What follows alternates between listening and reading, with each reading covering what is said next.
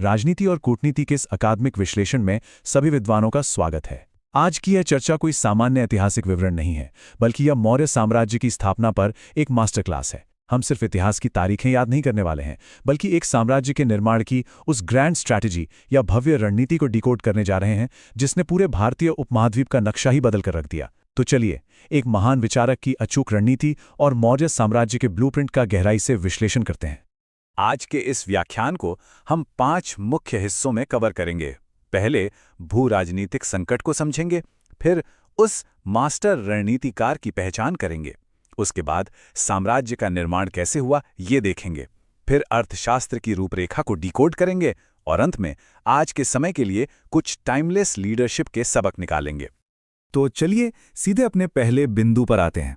भू राजनीतिक संकट, 4वीं शताब्दी ईसा पूर्व का भारत। देखिए, किसी भी बड़ी रणनीति को समझने से पहले उसके पीछे के संकट को समझना बहुत जरूरी है। उस समय के भारत की स्थिति कल्पना करने लायक है। पूरा देश छोटे छोटे आपस में बटे हुए राज्यों में बिखरा पड़ा था और सीमाओं पर विदेशी आक्रमणों का खतरा लगातार मंडरा रहा था। ये एक बहुत ही गंभीर जियोपॉलिटिकल क्राइसिस था। और इसका रणनीतिक समाधान क्या था? एक ऐसा शक्तिशाली और एकजुट मौर्य साम्राज्य जो इन सभी टुकड़ों को जोड़ सके। यह सिर्फ सत्ता हासिल करने का कोई खेल नहीं था, बल्कि अपना अस्तित्व बचाने की एक सख्त रणनीतिक जरूरत थी। अब बढ़ते हैं दूसरे भाग की तरफ, द मास्टर रणनीतिकार, वो व्यक्ति जो इस एकता का असली वास्तुकार था। ये मास्टरमाइंड कोई और नहीं बल्कि आचार्य चाणक्य थे। 4वीं शताब्दी ईसा पूर्व के एक महान दार्शनिक, शिक्षक और अर्थशास्त्री जिन्हें इतिहास में कौटिल्य और विष्णुगुप्त के नाम से भी जाना जाता है। उनका दिमाग बहुत ही तेज और विजन बहुत स्पष्ट था, लेकिन जो बात उन्हें वास्तव में महान बनाती है वो है उनकी गहरी देशभक्ति। उनका हर एक दांव, हर एक कदम सिर्फ और सिर्फ भारत को एक अखंड और शक्तिशाली राष्ट्र बनाने के लिए ही उठाया गया था। और एक बात हमेशा याद रखनी चाहिए, किसी भी महान रणनीतिकार की असली ताकत उसका ज्ञान होती है। तक्षशिला विश्वविद्यालय, जो उस समय शिक्षा का एक बहुत बड़ा केंद्र था, वहां एक शिक्षक के रूप में अपने समय के दौरान ही उन्होंने राजनीति, अर्थशास्त्र और कूटनीति की वो गहरी समझ हासिल की थी। इसी शानदार अकादमिक माहौल ने एक शिक्षक को इतिहास के सबसे बड़े रणनीतिक महारथी में बदल दिया। चलिए अब आते हैं अपने तीसरे विषय पर, साम्राज्य निर्माण, यानी इस भव्य रणनीति का असल मैदान में एग्जीक्यूशन कैसे हुआ। किताबों में लिखे सिद्धांतों को असल दुनिया में लागू करना सबसे मुश्किल काम होता है ना? इस भव्य रणनीति को हम एक टाइमलाइन की तरह 3 चरणों में देख सकते हैं। शुरुआत होती है तक्षशिला में ज्ञान प्राप्त करने और उसे बांटने से। फिर आता है सबसे क्रिटिकल रणनीति कदम, चंद्रगुप्त मौर्य जैसे एक योग्य शिष्य की खोज करना और उसे पूरी तरह से प्रशिक्षित करना। और फिर इसका चरम बिंदु था चंद्रगुप्त के नेतृत्व में एक विशाल एकजुट मौर्य साम्राज्य की स्थापना।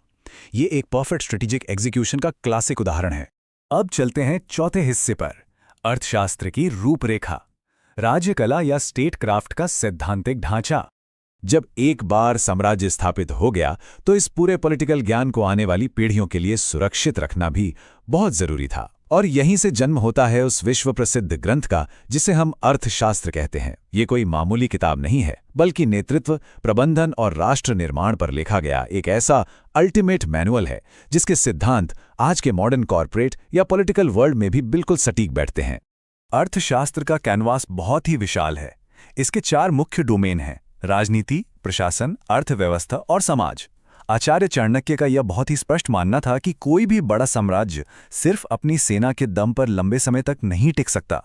एक सफल राष्ट्र को चलाने के लिए इन चारों पिलर्स के बीच एक परफेक्ट बैलेंस होना बिल्कुल अनिवार्य है। और अब हम आते हैं अपने अंतिम भाग पर, लीडरशिप के कुछ ऐसे सबक जो कभी पुराने नहीं होते। चाणक्य का सामाजिक राजनीतिक दर्शन।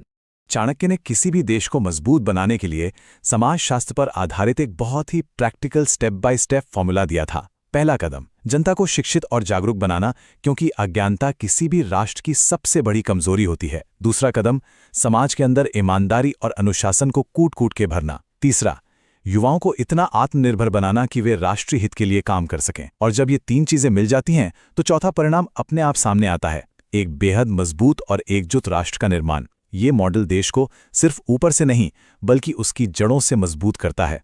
इस पूरी भव्य रणनीति का सबसे बड़ा सबक आचार्य चाणक्य के इसी एक वाक्य में छिपा है, बुद्धि, धैर्य और सही नीति से किसी भी कठिनाई को जीता जा सकता है। आज का हमारा ये अकादमिक विश्लेषण यहीं समाप्त होता है, लेकिन सोचने वाली बात यह है, आज जब हम अपनी आधुनिक दुनिया के इतने जटिल और नए संकटों का सामना कर रहे हैं, तो क्या तक्षशिला के इस महान शिक्षक के उन प्राचीन सिद्धांतों को हम आज भी उसी रणनीतिक कुशलता के साथ इस्तेमाल कर सकते हैं? ये एक ऐसा सवाल है जिस पर हर एक स्कॉलर